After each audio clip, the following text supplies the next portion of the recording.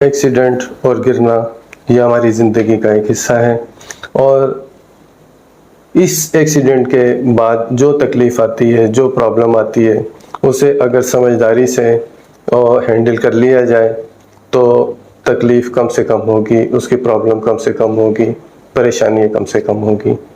चूँकि हमारा topic shoulder joint से मुताल्लिक चल रहा है, तो गिरने के बाद शोल्डर जॉइंट में, कंधे के जोड़ में जो तकलीफ़ें आ जाती हैं, आज हम इसी पे फोकस करेंगे कि जब आप इस तरह से ठोकर खा के गिरें या स्लिप होके गिरें, बाइक से गिरें, किसी भी सूरत में अगर एक्सीडेंटली तौर पर गिरते हैं तो और शोल्डर जॉइंट में आपके तकलीफ़ आ जाती है, तो आपने क्या नहीं करना कि ये गलतियाँ आपने ना करें। नंबर एक ये कि आप बार बार हिला के उसे चेक ना करें कि मुझे क्या तकलीफ़ हो रही है, क्योंकि उस वक्त जिस्म गर्म होता है, पेन नहीं होता, तो जो तकलीफ़ थोड़ी होती है आपकी मूवमेंट से वो तकलीफ़ बढ़ सकती है। तो उस मूवमेंट को सबसे पहले आप रोक दें। रोकने का तरीका ये है कि कोई भी बड़ा रुमाल लें, कोई भी दुपट्टा, कोई भी ऐसी चीज़ लें जो अपने हाथ पे से रैप करके और गर्दन की सपोर्ट के साथ इसे बांध लें। ये हाथ जितना ज़्यादा बॉडी के साथ अटैच होगा, ये जितना ज़्यादा इस एंगल को ऊपर रखेंगे और ये सपोर्ट उतनी अच्छी हो जाएगी। तो इस सपोर्ट के साथ आप हॉस्पिटल का सफ़र शुरू कर दीजिए। हॉस्पिटल में पहुंच के फिर डॉक्टर चेक करके बताएगा कि आपके साथ कोई फ्रैक्चर हुआ है या कोई टेंडन रप्चर हुआ है या लिगामेंट प्रॉब्लम हुई है या मसल स्ट्रेन हुआ है। जो भी प्रॉब्लम है वहाँ पे डायग्नोस आप पहली फुर्सत में करवा लीजिए। चूँकि इस वक्त इकोनॉमिकली कंडीशन थोड़ा ख़राब हो चुकी है हमारी, ख़ास तौर पे मिडिल क्लास तबका, लोअर मिडिल क्लास तबका, लोअर क्लास हॉस्पिटल जाते हुए मेरी प्रैक्टिस में ये है कि वो बहुत डरते हैं अखराजात की वजह से। तो आप गवर्नमेंट हॉस्पिटल का इमरजेंसी में आप रुख इख्तियार कर लीजिए और वहाँ पे एक जो चीज़ें होंगी वो फ्री ऑफ कॉस्ट होंगी, अवेलेबल होंगी। गवर्नमेंट का हेल्थ के बारे में अच्छा काम चल रहा है, चाहे सिंध गवर्नमेंट हो चाहे पंजाब गवर्नमेंट हो, ये दो का ही मुझे तजर्बा है, बाकी जगह भी अच्छा काम चल रहा होगा। सिंध गवर्नमेंट PPHI की तरफ से बड़ा अच्छा कोलैबोरेशन के साथ अच्छा जो है वो सेटअप चला रहे हैं। तो घर से निकलना, हॉस्पिटल पहुंचना, ये आपकी जिम्मेदारी है। चाहे आप दूर दराज शहरों में रह रहे हैं, गांव देहात में रह रहे हैं, हॉस्पिटल लाजमी पहुंचें हाथ की मूवमेंट को रोक के, ताकि वहां जाके प्रॉपर डायग्नोस होने के बाद फिर आपका ट्रीटमेंट स्टार्ट किया जा सके। नॉन क्वालिफाइड लोगों के पास जाके, गैर तजर्बाकार लोगों के पास जाके अपने हाथ पे तजर्बे करवा के कोई लंबी इलनेस, कोई लंबी तकलीफ जो है वो मोल ना ले लें, बल्कि तरीके की जगह पे जाएं।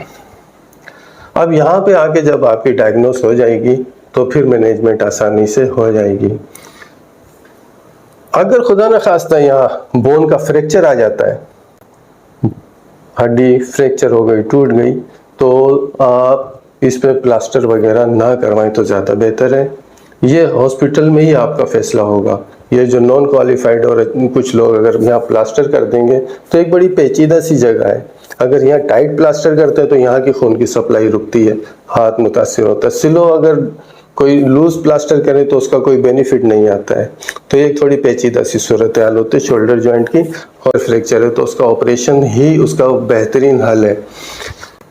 क्योंकि यहाँ पे एक बोन लंबी ह्यूमरस, जो हमारा बाजू जहाँ शुरू होता है, ये बोन, इसका नाम ह्यूमरस है, और ह्यूमरस की एक गर्दन है, एक नहीं बल्कि दो गर्दन है, एक एनाटॉमिकल नेक और एक सर्जिकल नेक। जो सर्जिकल नेक है वो वहाँ से फ्रैक्चर होने के चांस ज़्यादा होते हैं, इसलिए उसका नाम ही सर्जिकल नेक रखा है। और वो फ्रैक्चर अगर हो जाती है यहाँ से, तो फिर हमारे नर्व है, एक्सिलरी नर्व है दूसरी, वो डैमेज होने के खतरा ज़्यादा होता है, तो उसकी बड़ी एहतियात करनी है। तो फ़ौरन हॉस्पिटल का रुख करें, मूवमेंट को अपनी रोक कर।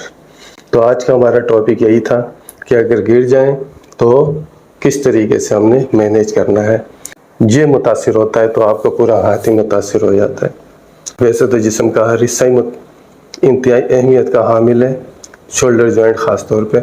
अगर यहाँ का फ्रैक्चर हो जाता है थोड़ा दूर का हाथ का, इस पर प्लास्टर हो गया, किसी ने कुछ कर लिया, जरा ने कोई प्लास्टर वगैरह बांधते तो इतना प्रॉब्लम नहीं आएगा, क्योंकि खून की रगें आगे दबती तो है लेकिन इससे बेहतर हो जाते हैं। अब आपका डायग्नोस हो गया कि आपका ये फ्रैक्चर है या कोई टेंडन रप्चर हुआ है या कोई टेंडन में कोई ऐसे टीयर आ गया है, ज़ख्मी हो गया है, या कोई लिगामेंट डिस्टर्ब हो गया है या मसल स्ट्रेन हो गए हैं। तो इन डायग्नोसिस के बाद डॉक्टर आपको तकरीबन 1 से 2 माह का रेस्ट बताएगा।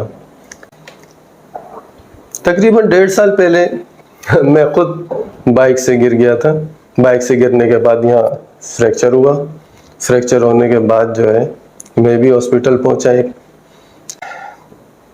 था एक्सीडेंट से मुतालिक। अगला जो हमारा टॉपिक है वो टॉपिक ये है कि एक्यूट और क्रोनिक पेन, कि एक नया कंधे का दर्द और एक पुराना जब हो जाए तो उसका मैनेजमेंट कैसे करनी है। एक्यूट पेन एक तो ये आ गया कि गिरने की वजह से किसी वजह से जो है वो एक्यूट पेन आ गया है, और एक एक्यूट पेन ये है कि आपने कुछ भी नहीं किया और शोल्डर में आपके पेन आ गया है, अचानक दर्द आ गया शदीद और कुछ आप ना गिरे ना कुछ हुआ तो ये एक्यूट पेन आया। तो इसको डायग्नोस करना बहुत ज़रूरी है क्योंकि ये दिल का दर्द भी हो सकता है। इससे पहले हम वीडियो में आपको बता चुके हैं, एक वीडियो जो अपलोड की थी, कि ये शोल्डर में जो दर्द है वो हार्ट से भी आ सकता है, गैस्ट्रिक से भी आ सकता है, दूसरी सर्वाइकल से भी आ सकता है। तो अचानक अगर शोल्डर में ये दर्द आ जाता है तो आपने इसको भी डायग्नोस करना बहुत ज़रूरी है कि कहीं ये हार्ट का तो नहीं है या दूसरा तो दर्द नहीं है। और अगर शोल्डर का खुद का है तो फिर उसको मैनेज करना है। क्रोनिक पेन, कंधे का दर्द पुराना हो गया। एक तो कंधे का दर्द जो है वो ये जो अभी चोट लगी थी 1 महीना पहले 2 महीना पहले, उस चोट ही का तसलसल जो है वो कंधे के दर्द का एक सबब बन गया है और एक लंबा दर्द का सिलसिला चल पड़ता है जिसे क्रोनिक पेन कहते हैं। लेकिन वो उसकी जो वजह होती है वो वही हादसा, वही गिरना होता है, तो उसी का कॉन्सिक्वेंसेस होता है जो कि क्रोनिक पेन स्टार्ट हो जाता है। ये दर्द जाके ही नहीं देता। और दूसरा, क्रोनिक पेन कुछ भी नहीं किया और एक दर्द शोल्डर में आ गया और वो दर्द चल रहा है, कोई हिस्ट्री नहीं है किसी चीज़ की, तो वो भी एक दर्द आ गया। वो क्यों आया दर्द? उसकी 2 वजह हो सकती है। एक वजह तो ये है कि कभी उसने कोई वज़न उठाया है, वज़न उठाने वाला काम अचानक किया है तो उससे भी टीयर आ जाता है। कोई हद से ज़्यादा ओवर ड्यू वर्क कर लिया है तो उसमें मसल स्ट्रेन, जो टेंडन है उसमें कोई स्ट्रेन आ गया, कोई टीयर आ गया, तो ये भी एक दर्द लंबे अरसे तक चलता है। लेकिन जो सबसे ज़्यादा कॉमन जो देखने में आया है, जो अक्सर बुज़ुर्गों में 60 साल 65 साल 55 साल के लोगों में देखने में जो है, ख़ास तौर पर ख़वातीन में, वो उनकी मूवमेंट ना होने की वजह से। क्योंकि शोल्डर जॉइंट की मूवमेंट जो है वो, जितनी मूवमेंट ये शोल्डर जॉइंट में रखी है कुदरत ने, इतनी मूवमेंट हम करते नहीं हैं। मिसाल के तौर पे अब इसकी मूवमेंट देखो, पूरी 180 डिग्री तक जाता है ये पूरा। तो इतनी मूवमेंट अमूमन करना जो है वो आम अगर लाइफ में करेंगे तो बदतमीजी में ही शुमार होगा, और अगर खातून ने की तो बस फिर तो मसला ही खराब है। तो शोल्डर जॉइंट की जितनी मूवमेंट है वो मूवमेंट नहीं हो पाती एक लंबे अरसे तक। तो जो मसल उस मूवमेंट के रिस्पॉन्सिबल होते हैं वो मसल वीक हो जाते हैं। वीक होने के बाद वो उनमें थोड़ा अकड़ाप आ जाता है, स्ट्रेन आ जाता है, तो फिर उनकी मूवमेंट हो जाती है कम, और वो स्ट्रेन जो है वो आगे चलता रहता है। तो फिर उसकी मूवमेंट कम होने की वजह से, उस मसल की वीक होने की वजह से ये तकलीफ आना शुरू हो जाती है। ये हमारे 4 मसल्स का एक टेंडन बनता है जो आके हमारी ह्यूमरस पे अटैच होता है, पीछे स्कैपुला से और पसलियों से आके वो अटैच होते हैं। उस मसल के टेंडन में वीक होने की वजह से, उसमें टीयर आने की वजह से, कभी उसने मूवमेंट ऐसे की है तो वो एक दर्द आ जाता है। रोटेटर कफ के टीयर की डायग्नोसिस करने के लिए सिर्फ सिंपल टेस्ट है कि आपने इस हाथ की मूवमेंट को अंगूठा नीचे करके इस मूवमेंट को आपने ले जाना है ऊपर। तो जैसे आप अंगूठा नीचे करके मूवमेंट ले जाएंगे पेन आ जाएगा।